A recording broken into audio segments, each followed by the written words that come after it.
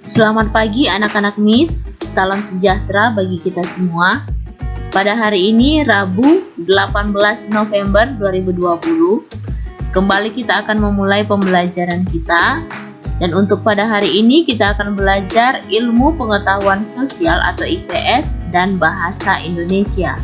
Untuk ilmu pengetahuan sosial, kita akan belajar posisi dan peran Indonesia di bidang ekonomi dalam lingkup ASEAN. Kerjasama Indonesia dengan negara-negara ASEAN dalam bidang ekonomi antara lain melakukan promosi-promosi dalam bidang pariwisata dan perdagangan, menyediakan cadangan pangan, menyelenggarakan proyek industri, membuat kawasan perdagangan bebas atau ASEAN Free Trade Area atau yang disebut AFTA. Selain itu, Indonesia juga melakukan pertukaran barang dengan negara-negara di ASEAN. Tujuan pertukaran barang tersebut untuk meningkatkan hubungan kerjasama dan juga memperoleh keuntungan. Bentuk pertukaran barang antara Indonesia dengan negara-negara di ASEAN antara lain sebagai berikut. Yang pertama, pertukaran sandang, misalnya Indonesia mengekspor kain wol, kapas, dan kain-kain batik buatan pengrajin Indonesia ke negara-negara di ASEAN. Indonesia mengimpor mesin-mesin pakaian berskala besar dari Singapura dan mengimpor benang sintetis dari Malaysia. Yang kedua, pertukaran pangan.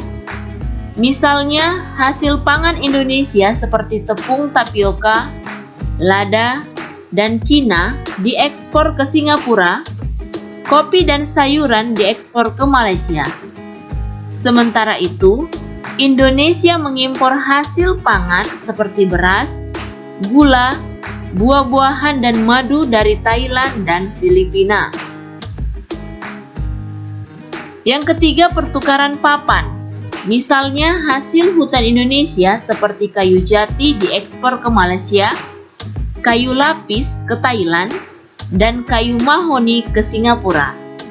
Sementara itu, Indonesia mengimpor semen putih sebagai bahan baku pembuatan rumah dari Filipina. Sekarang kita belajar bahasa Indonesia dengan materi menulis riwayat hidup.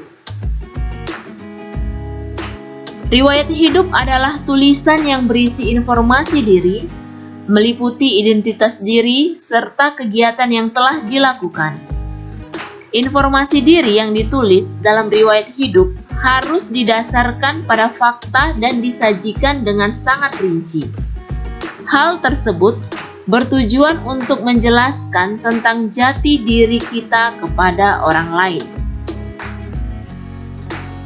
Riwayat hidup dapat ditulis dengan dua bentuk, yaitu yang pertama, penulisan riwayat hidup dalam bentuk singkat.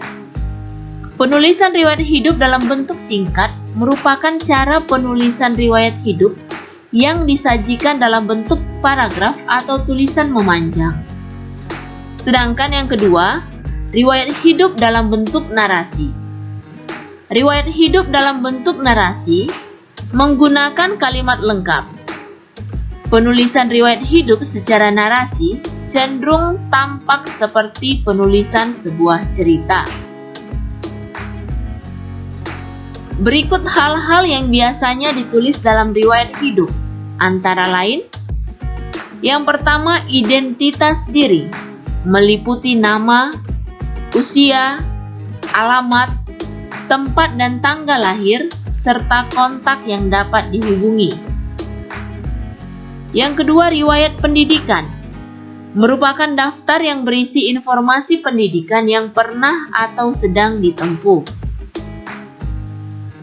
Yang ketiga, pengalaman berorganisasi atau kepanitiaan, meliputi kegiatan atau organisasi yang pernah diikuti semasa sekolah hingga saat ini, seperti ekstrakurikuler, seminar, dan lain-lain. Yang keempat, prestasi, meliputi berbagai penghargaan yang pernah diraih dari dahulu hingga sekarang. Dan yang kelima, keterampilan atau kemahiran, Berisi daftar keterampilan yang dimiliki seperti keterampilan berbahasa asing, keterampilan bermusik, keterampilan berolahraga, atau keterampilan dalam bidang teknologi. Untuk tugas, kerjakanlah LK Bahasa Indonesia pertemuan 3 dan 4.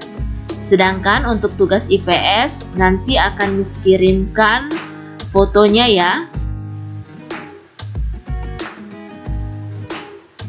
Sampai di sini dulu video pembelajaran kita. Jangan lupa untuk mencatat setiap materi yang ada di dalam video. Sampai jumpa, Tuhan Yesus memberkati.